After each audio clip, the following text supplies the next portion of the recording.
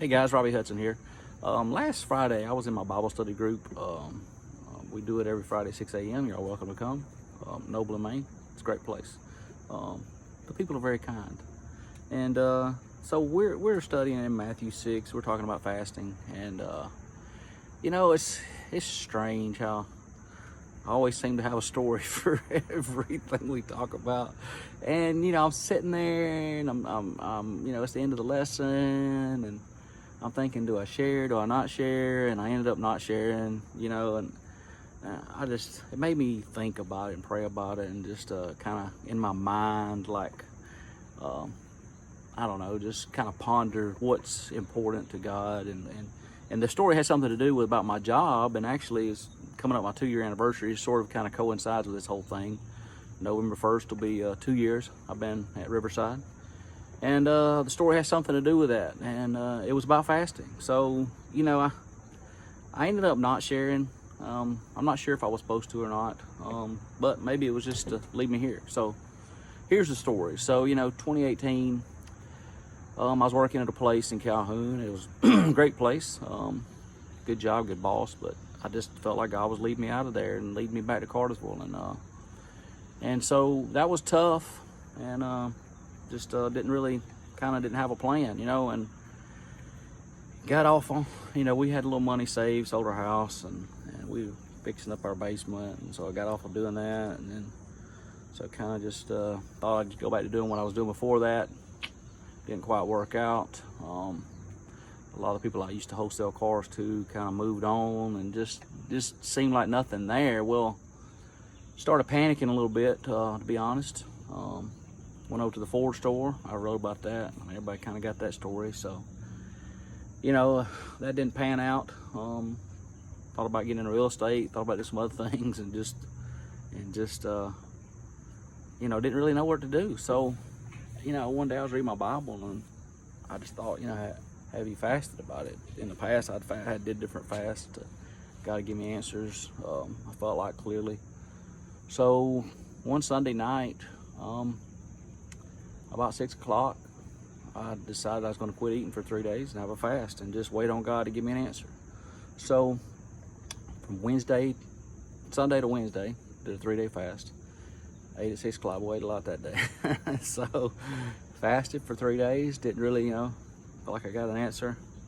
Well, then about 2 days, I was just going through my emails or something. I don't even remember signing up for this thing. It was called Glassdoor.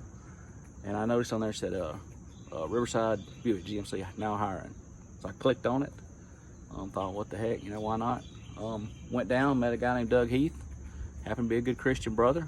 Really didn't know him, but at the time, but he's like, sure, we'll hire you. So it was like, I told him about some things in the past, and they're like, oh, we don't worry about that. It was 10 years ago, man, come on. And so, got a shot, and it worked out. And, even better than just getting the job in that day, and how it's worked out since then. I mean, first year I got Mark of Excellence. I've already on track to do that again this year.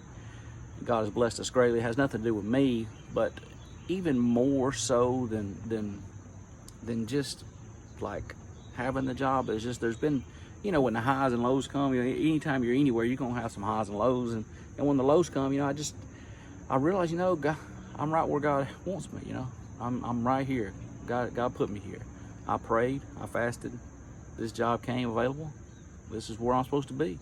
So I don't really put a lot of stock into what I'm thinking, or to what might be or what could be or anything else. I just feel like, hey, God's got me here. So, that was a good story about fasting. And, sometimes I like going back to the class, we're talking about, fasting, and don't, the verses before that's talking about giving, don't do your alms before men. And I think sometimes maybe like that morning I was kind of nervous to share, because it's like, if you make a show out of something, if you're talking about a testimony, or if you share something and it's a show, well, then you're gonna lose your rewards in heaven.